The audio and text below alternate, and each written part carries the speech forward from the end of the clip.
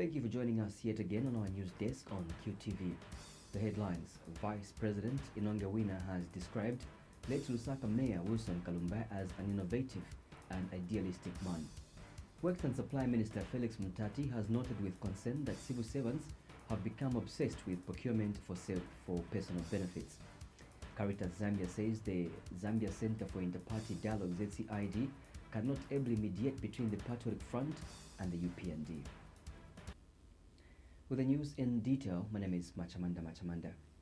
Government has realized late Lusaka Mayor Wilson Kalumba, who has been put to rest at Leopards Hill Memorial Park after succumbing to hypertension at the University Teaching Hospital on 15th May 2018.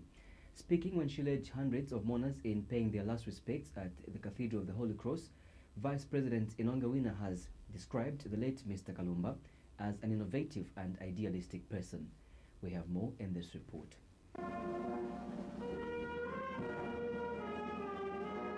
From the council chambers at Lusaka Civic Center, late Lusaka City Mayor Wilson Kalumba's remains were moved to the Cathedral of the Holy Cross as workers right here watched in disbelief. Mr. Kalumba, who died on the 15th of March 2018 at the University Teaching Hospital after an illness, has finally been put to rest at Lusaka's Memorial Park.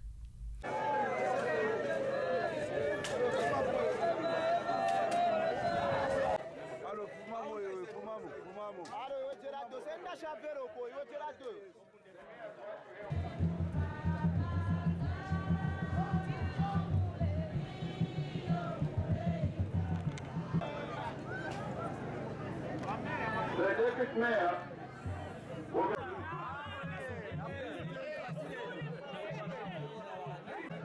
Thank you so much.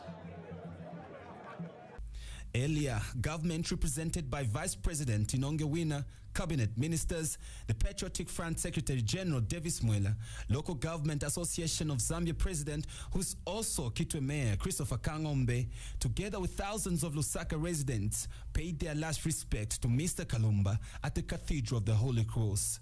The Vice President described the late as an innovative and idealistic person. She has advised Mr. Kalumba's relatives to ensure that the property he has left behind, together with his children, are well taken care of. And Local Government Minister Vincent Mwale says he will make sure that Mr. Kalumba's plans regarding service delivery in the city of Lusaka are well actualized. Of PF area elaborated, I want to implore the family to take care of the children left by Mr. Kalumba and ensure that their welfare is taken care of. The death of the mayor should not be a source of disunity in the family, but you should remain united. We in government and the entire Patriotic Front leadership in Lusaka and in Zambia generally will greatly miss our mayor. But she heard from many Zambians, small-scale entrepreneurs and our traders, that they had seen that the Chinese community had actually begun to do some businesses, small businesses made for Zambians, barbershops, saloons, car wash, small things like that. And when Honorable Sria called me and discussed that issue with me, I remembered that actually Mayor Kalumba came to my office to seek for guidance on how he was going to handle this issue, whether we needed the immigration to come in and help us, or they were going to use the trading licenses to stop Chinese from doing these kind of businesses using the council trading licenses. I thought of that, and I thought that the best way to try and honor this man that we're putting to rest today is by making sure that we in the local government fraternity and those that are working in the immigration department deal with this problem head on. This is the best gift we can give to this man. And the PF Secretary General Davis Mwela says the party has lost a comrade who had huge plans for the city of Lusaka. He says the party remains committed to fostering his developmental agenda, adding that people should not lose hope but put their trust in God. Meanwhile, Deputy Lusaka Mayor Chilando Shtangala has described the late as a workaholic despite the negative social media publicity he received. And Lokitwa Mayor Christopher Kangombe has described the late as someone who had funny ideas but sure of what was supposed to be done to improve service delivery. For us as Patriotic Front, we have lost our gallant comrade who fought hard for the people of Lusaka. Those of us who knew Comrade Kalumba very well can attest to that fact that he was a man of few words. He was a futuristic person, although social media judged him harshly. I hope one day they will realize that he meant well. We will carry on the torch that he leads. He is no more, and what Lusaka and the country at large remains with are his memories and ideas of what Lusaka could have been if he only lived a little longer. Mr. Kalumba has died at the age of 54, leaving behind 6 children and 1 grandchild. For QTV News, I'm Alfred Mwansa. Works and Supply Minister Felix Mutati has noted with concern that civil servants have become obsessed with procurement in order to obtain personal benefit. Mr. Mutati says it is so sad that even those who have nothing to do with the procurement in government institutions wants to engage themselves in the procurement process. He says quotations in government institutions are being filled with unnecessary requirements because the people in charge of procurement are adding requirements that are only meant to benefit them. Mr. Mutati has since stated that government is introducing changes and strengthening rules in the public sector that will address misapplication and misappropriation of funds. The minister said this when he officiated at the ACCA Students' Annual General Meeting in Lusaka. It's because people are having these conversations, talking in riddles, isn't it? The taxpayer doesn't matter. The Zambian don't matter. What matters are riddles, isn't it? This sense of entitlement that this thing belongs to me, I'm underpaid and therefore I've got to balance my life through other mechanisms. Balancing the equation wrongly, isn't it? Substituting hard work and progress to cutting corners. And all I'm saying, ACCA, please be allergic to that formulation of balancing the books. I know of people who want to accumulate the entire pension from one transaction. So our people, when they're quoting for a job, they include what they have missed all their life, isn't it? If they were not able to put a decent tombstone on their grandfather, they put it in the quotation.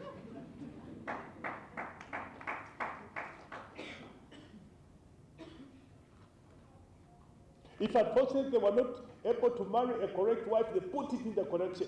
You know, so that quotation is pumped by solving historical problem, not dealing with the task at hand, isn't it?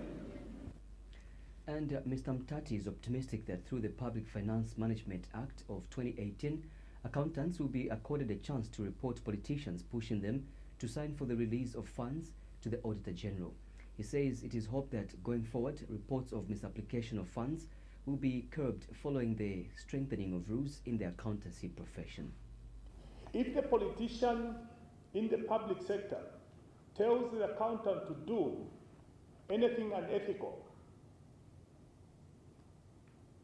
there is an exit route where the accountant writes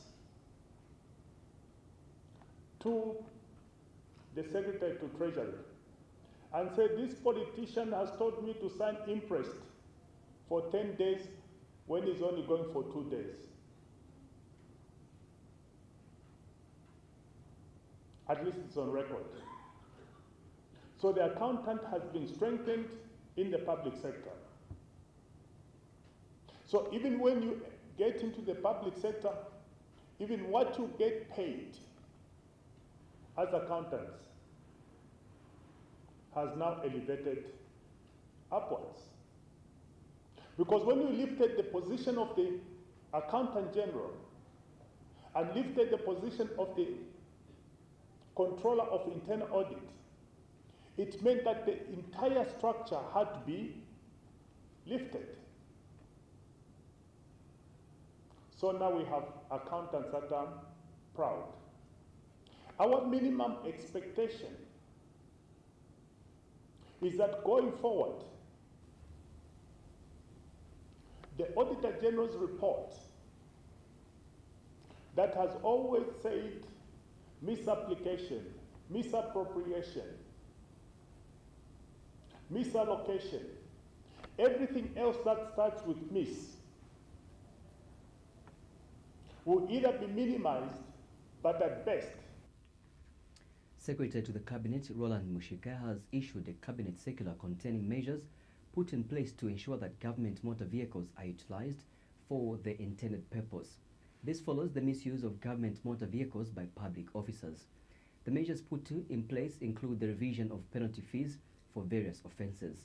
The penalty fee for driving a GRZ vehicle when one is not a government employee has been revised from 1,000 kwacha to 5,000 kwacha. Driving a GRZ vehicle without a valid certificate of competence has been revised from 500 kwacha to 1,000 kwacha.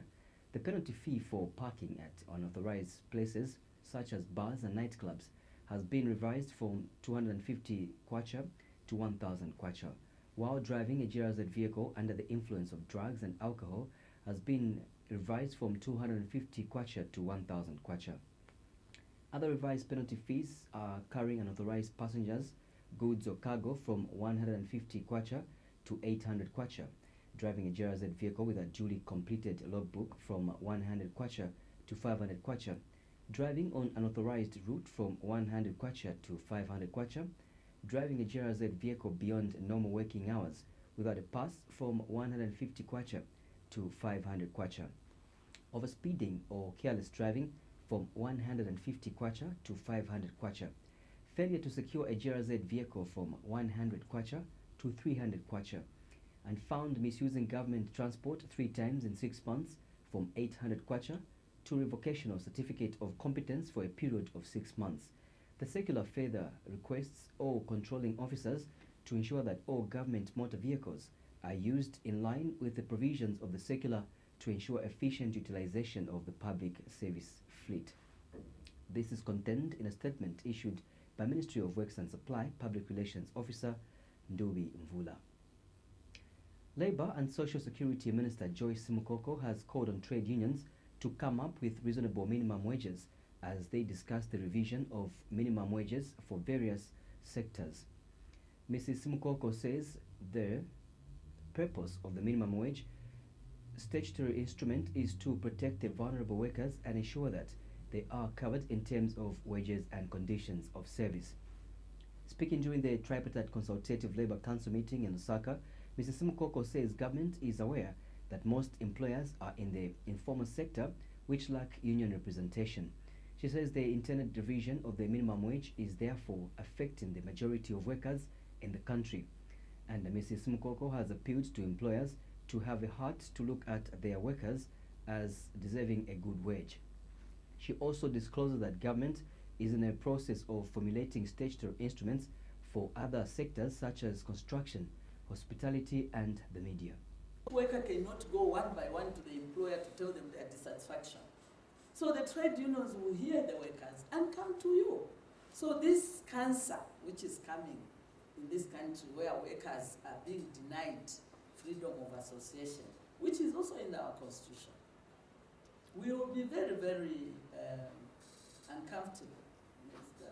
President, with such investors. And I know the investors who are coming from abroad, most of them, they are coming from countries where the trade unions are present. But why come here and start suppressing the participation of workers in trade unions? We will not allow that. We will not allow that. We want our workers who spend 8 years at a workplace to feel comfortable. So the trade unions will help you to manage the employees. So talk to your employers, fellow employers, that this will not be condoned. If the workers have decided to join the trade unions, so be it. Allow them to freely associate. So as I said, they are interested, if they're interested, please allow them to join trade unions. Unless there's something you are hiding, which I'm sure we can find out. So please talk to your employers. This is a very serious matter. And Mrs. Mukoko has clarified that workers earning 3,300 kwacha and below are exempted from paying tax. Our members getting a fair return for their sweat. I think those are the things we should be thinking about. I also would like to encourage the employers that productivity levels can be very low when the workers' conditions of service are poor, because half the time they are thinking of going to do some extra work so that they make more money. So it disrupts the workplaces. So we need to come here with an open heart, as I will be talking to you on the issue of how long has it taken for us to come here. We are talking of 6 years since we looked at the lowest paid in our country. Now 6 years is not a job. And if 6 years, in 6 years, our employers never made profits, then they will never make profits at all. So 6 years of relief for me has been done at the expense of the lowest paid in this country. Imagine yourselves receiving a salary of 500 kwacha per month. Can you take your children to school? Can you have a good meal? Those are the questions we should be asking ourselves. 500 kwacha for the domestic worker for the past 6 years. Can we work with our heads? Speaking at the same event, Zambia Congress of Trade Unions ZCTU President Chishimbankole revealed that workers have lost over 41% of their real incomes between 2012 and end of 2017. Mr. Nkole says this implies that they can only buy about 59% of the basket of goods they were able to buy 6 years ago. He has since urged government and employers to reflect on the reality and circumstances of the employees who are affected by the regulations they are reviewing. Honorable Minister, it is also common knowledge that our current minimum wage regime needs a lot of improvement. In our own analysis of the current minimum wage, we have identified a number of weaknesses that range from absence of effective dialogue structures, such as a wage council, absence of structures or units that can provide credible and reliable information on sector level productivity and the extent to which such can warrant an adjustment to minimum wages.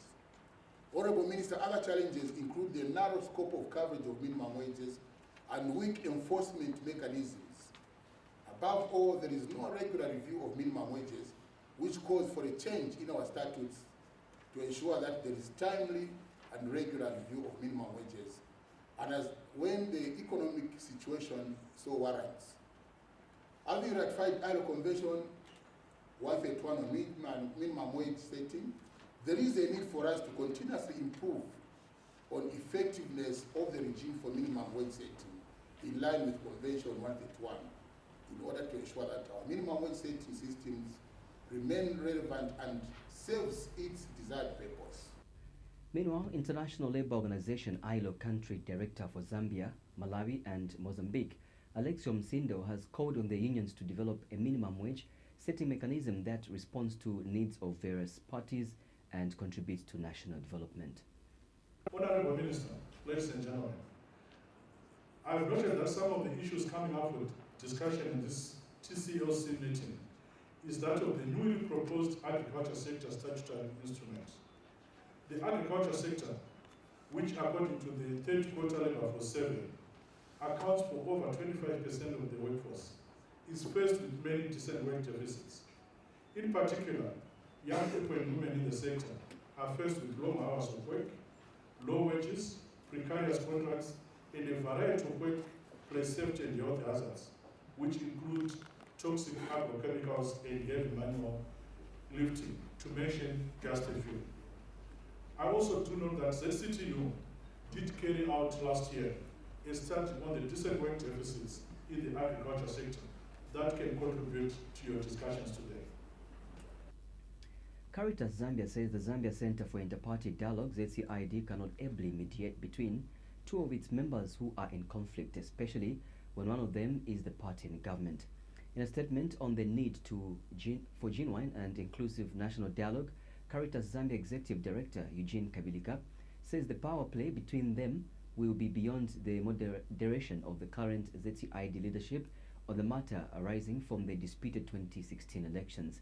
He says reservations expressed by some stakeholders such as the church mother bodies, CSOs and opposition political parties with regards to the lack of capacity, track record and impartiality of the ZCID were confirmed by the fact that 3 church mother bodies, the UPND and several other civil society organizations shunned the recent ZCID summit.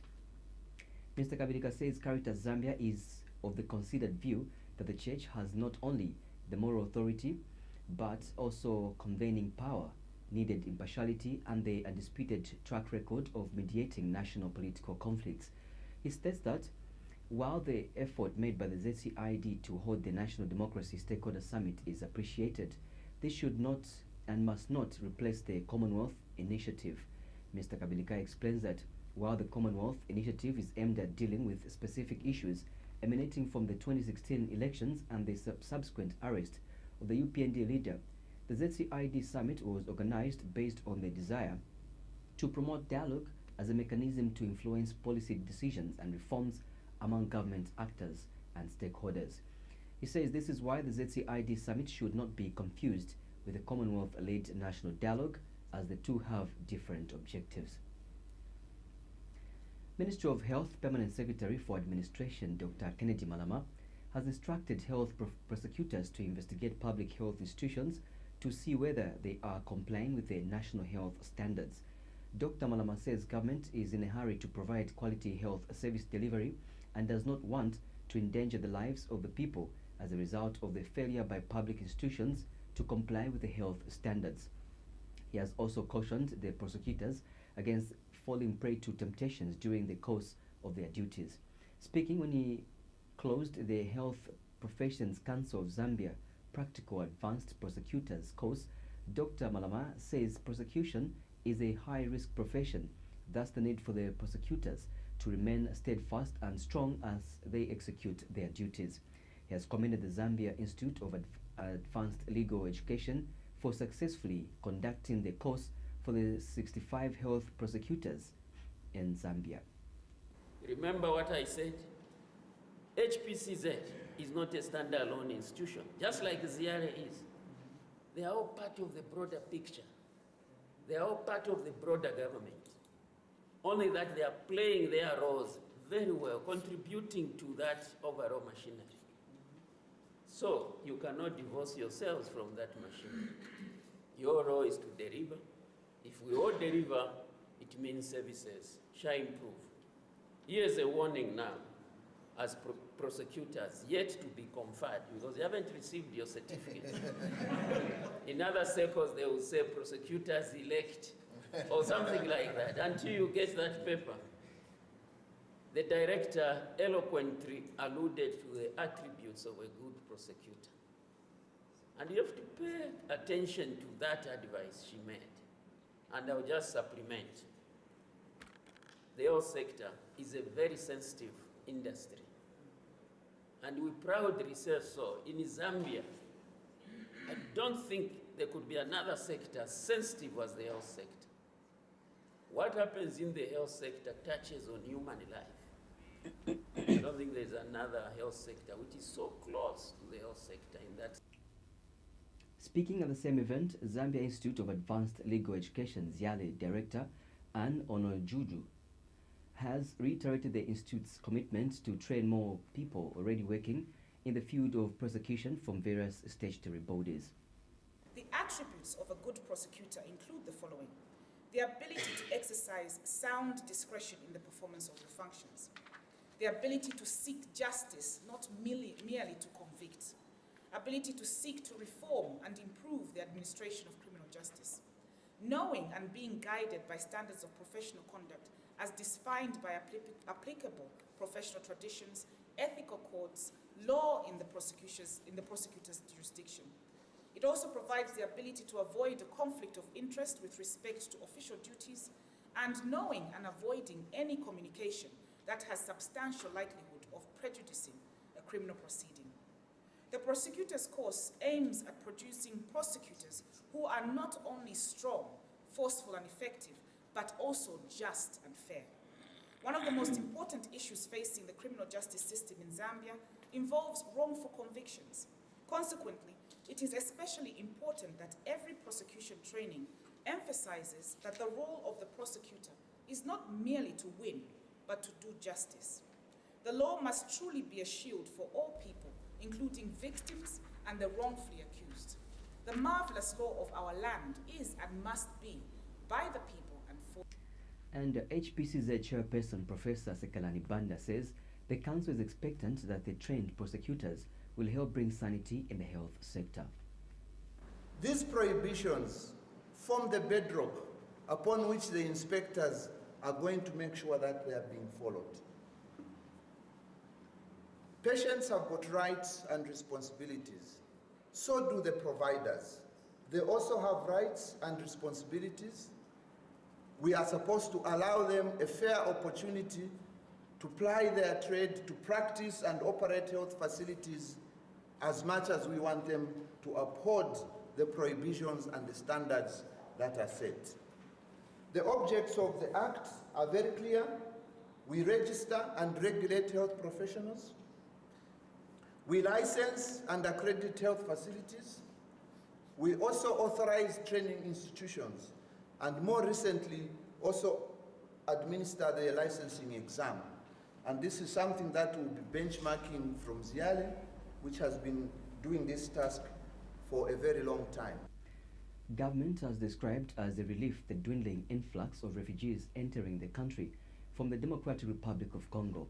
Home Affairs Minister Stephen Kampiongo says the dwindling numbers of refugees is what the Zambian government wants to see. Mr. Kampiongo, who is also chairperson of the Interministerial Steering Committee on the establishment of Mantapala Refugee Settlement in Kawamba District, says the Zambian government wants to see stability in Congo DRC. He says the Interministerial Committee will in 2 weeks' time be engaging their Congolese counterparts under the auspices of the Joint Permanent Commission.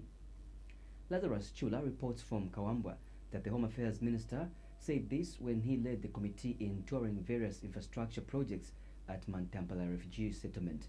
And the Defense Minister Davis Chama has reaffirmed the government's commitment to working on the access road to the Mantapala Refugee Settlement. Mr. Chama has told journalists that government will engage the Zambia National Service to work on the road not only to facilitate quick and easy access to the refugee settlement, but also because the road leads to a Zambia Army Marine Barrack. And Minister in the Office of the Vice President, Sylvia Chalikosa, has also pledged her office's continued support to the Mantapala Refugee Settlement. French Ambassador to Zambia, Sylvain Obega, says his country has since 2005 supported Zambia with over $20 million US through the United Nations in the fight against communicable and non-communicable diseases. Mr. Bega says France remains committed to helping Zambia in various areas as a way of helping the country develop. He says apart from the assistance through the UN to fight TB, HIV and other diseases in Zambia, France accounts for 20% of European funding to Zambia. Mr. Bega is optimistic that the resources given to Zambia will continue being used prudently. He has further commended Zambia for not defaulting in paying back loans gotten from the international creditors. First, we are part of EU, European Union, and we give 20% of the budget of EU for European Development Fund, which means that 20% of the effort of EU in this country is paid by our French citizens. This is the main contribution in terms of amount. We also give some money through UN to Zambia, to United Nations agencies, also the fund in charge of the fight against HIV AIDS, tuberculosis, and so on. We contribute a lot to Zambia, for instance. Since 2005, I think it's $120 million just for France to Zambia.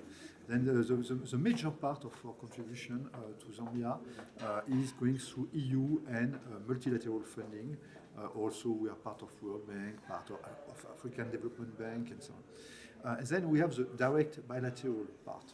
And there, we don't give any more grants, like we did in the 1980s or 1990s when we had some protocols of grant between the two governments for food assistance and so on.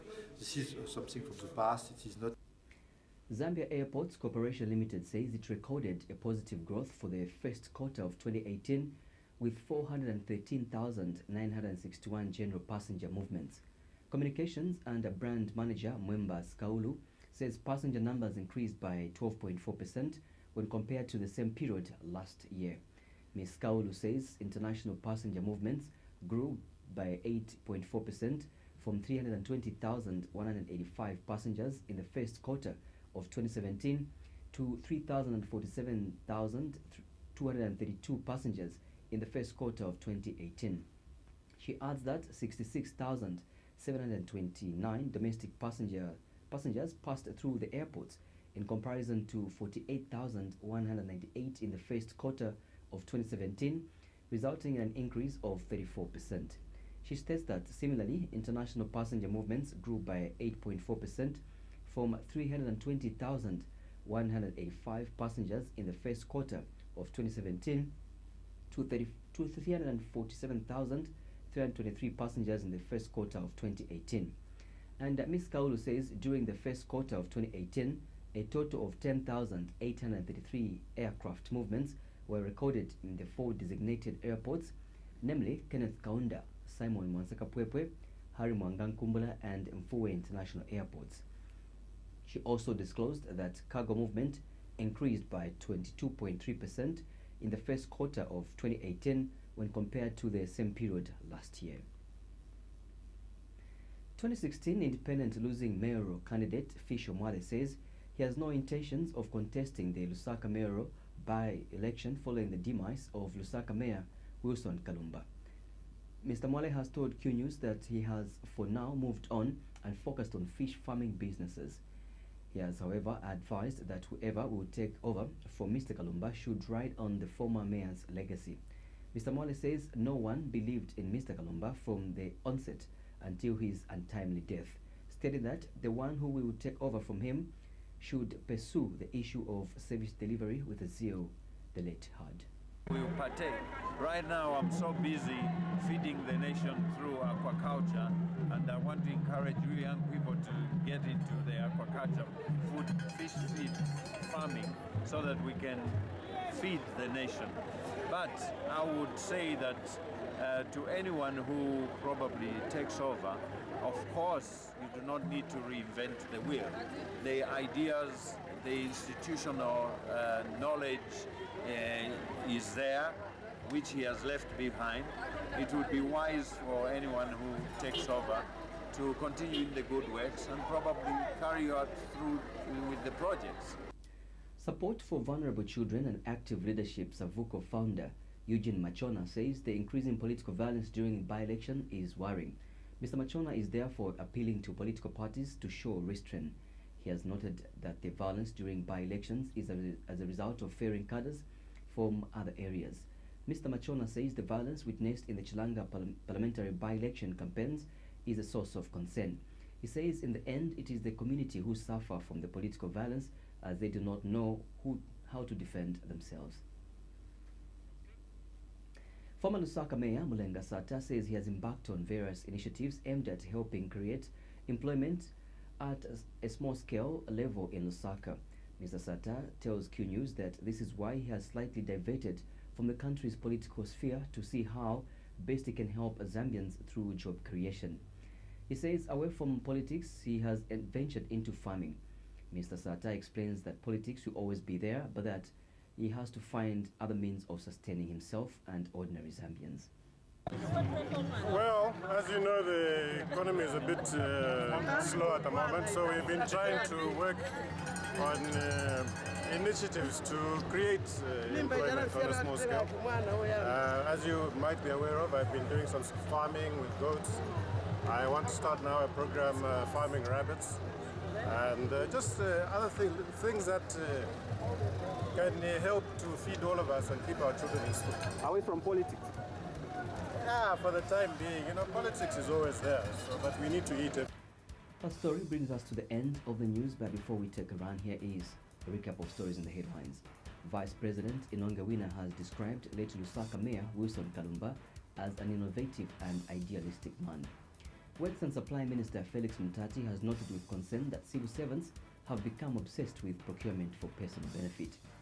Caritas Zambia says the Zambia Center for Interparty Dialogue, CID, cannot ably mediate between the Patriotic Front and the UPND.